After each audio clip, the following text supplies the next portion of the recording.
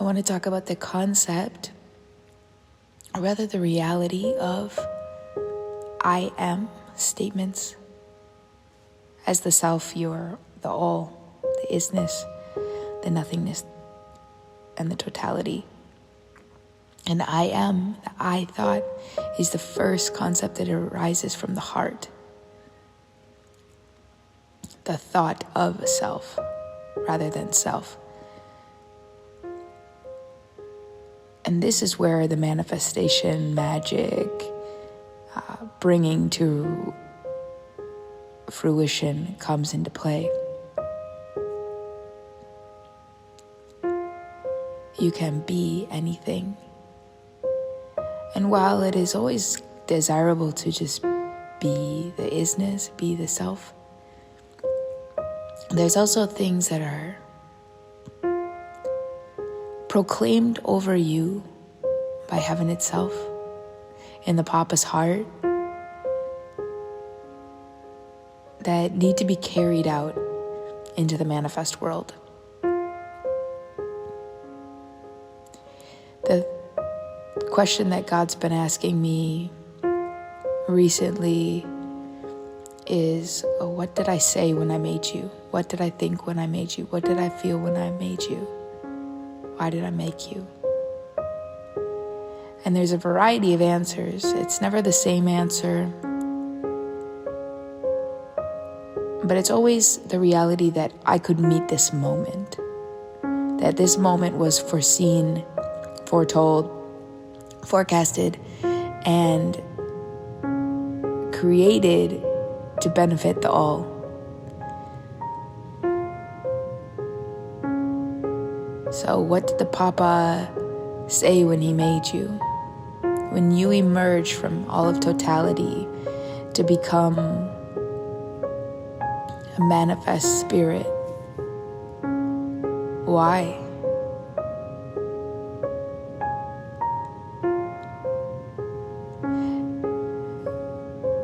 When God created man, he said, it is very good. And so we know that's one thing he said for certain when he made you, it's very good. But the reality is you were made to be in love with the beloved. The only reason you emerged was to look back and know God relationally. So maybe that original I thought that emerges from the heart is I'm a lover. I'm a lover of God.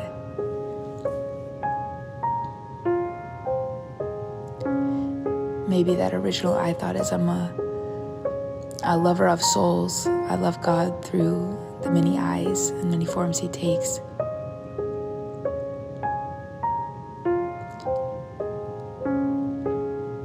But it's okay to be that I thought, just so that there's space for the swoon of it all. To take 1 degree of separation, only to look backwards to appreciate the all.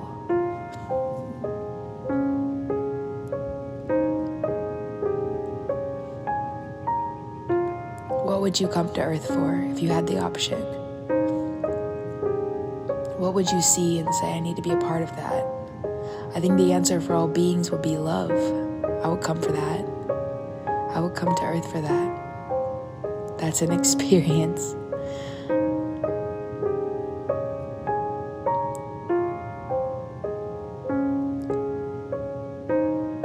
And love in its variety of ways doesn't even touch the totality of what it is. And so, of course, we would come to explore what this is. And of course, the heart of God needed to emerge with infinite souls. Maybe it is finite, but seemingly endless streams of souls to truly put on display what the Father's heart wants to say about who he is and his nature. there's this striking chord of religiousness that the mind always tries to do. It tries to make the indescribable into describable and a pattern and a process. But God is the immeasurable, the unlimited. And so it can only be approached from that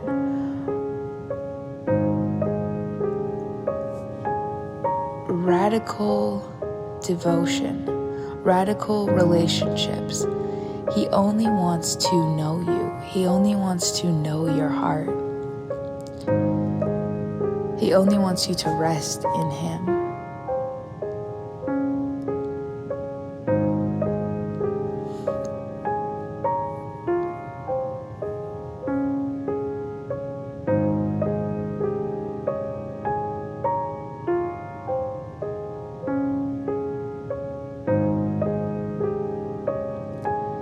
And when we're walking out this life hand in hand with God, we get to see things from the true perspective always. And God is real. God is so real. And He loves to interact in His many faces and versions. He loves to come as a father. He loves to come as a friend. He loves to come as the all. He loves to come as gentleness. He loves to come as power. And He loves to put that on display through you. He loves to lavish this love upon you.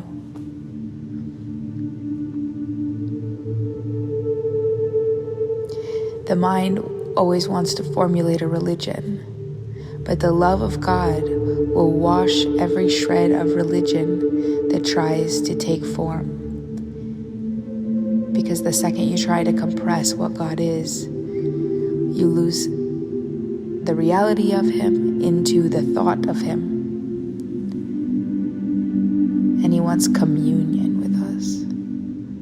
He wants to commune with us.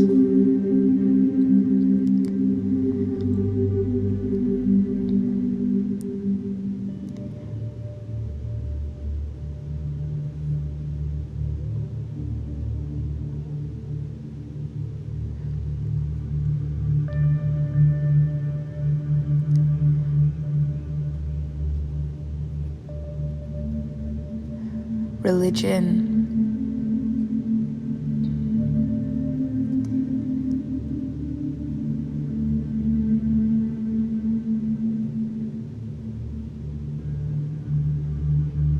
is a departure from naturalness. Love is the reality. And religion is trying to think about love so that it doesn't actually have to do the loving.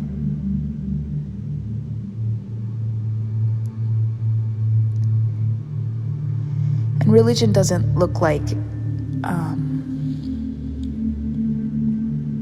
a way in which one talks about God. A religion looks like when anyone talks about anything. Religiousness is the state of the mind. The mind can only make false idols, but it can never be it. The Tao is not the Tao.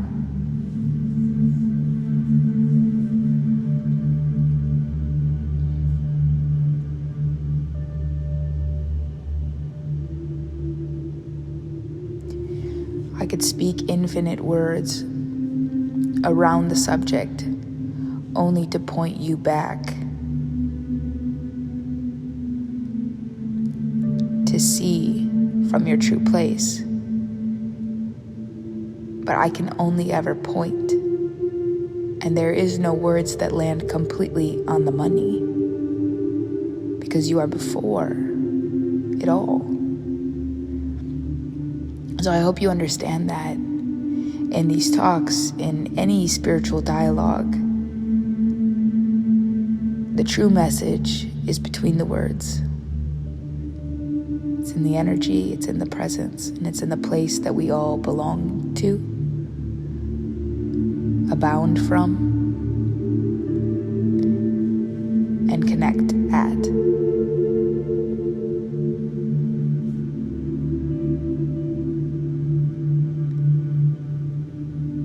So while the words might wash away layers of sediment and dissolve layers of falsehood, you always were. And there is no one pointing that will do it, but rather it's you seeing that you see.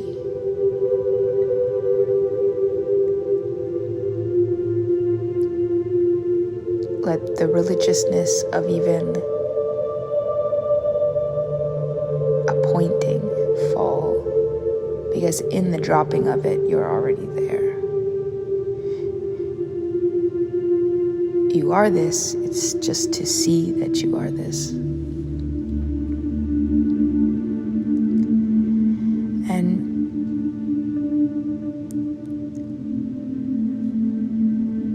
when that's your knowing, and that's your origin from which you relate to the world,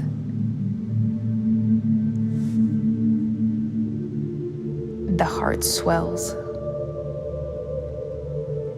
at the magic, mystery, and magnetism of it all, at the profound nature of what the all is. And then you can't help but be lost in rapture with God, our beloved, and thankful that you're even having the experience of two, so that you might love the one.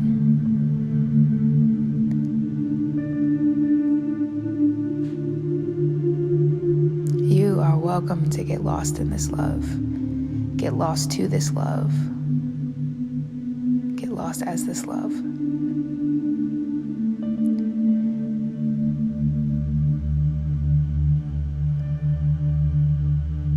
You're welcome to be drunk on this love. You're welcome to be high on this love.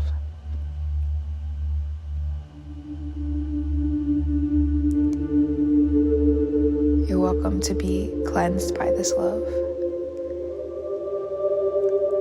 washed, made new.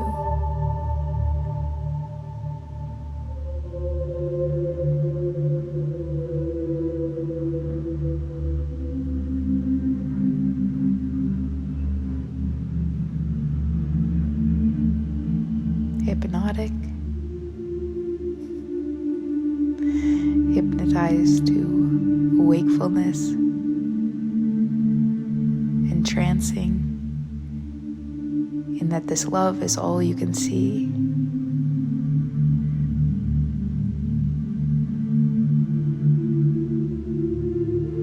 The kind of love you go wild for, the kind of love that's so wild you're free in it, freer by it. And you know yourself in this love, and only with the eyes of this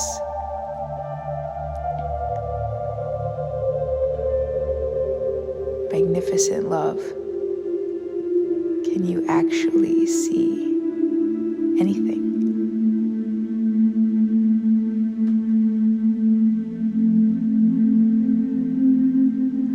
A constant swoon, an eternal smirk, and a flood of God's love through your heart, to your heart, from God to you, back to God, from God to you, to all people, from God to you, to all sentient beings.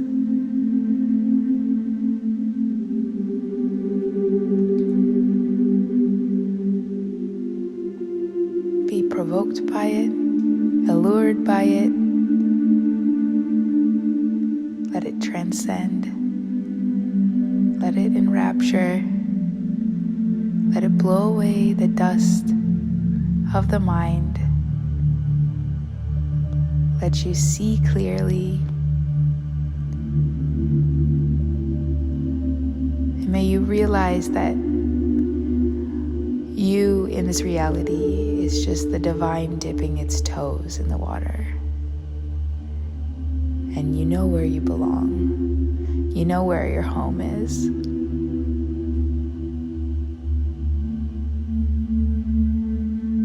Let this love carry you.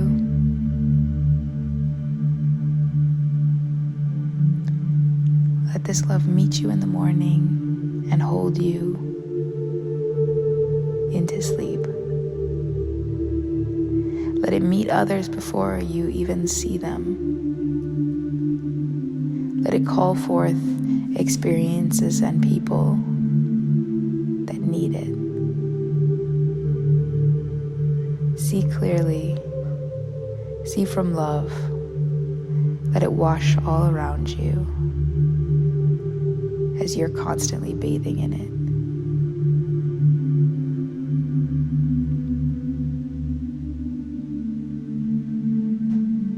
It's good. It's very good.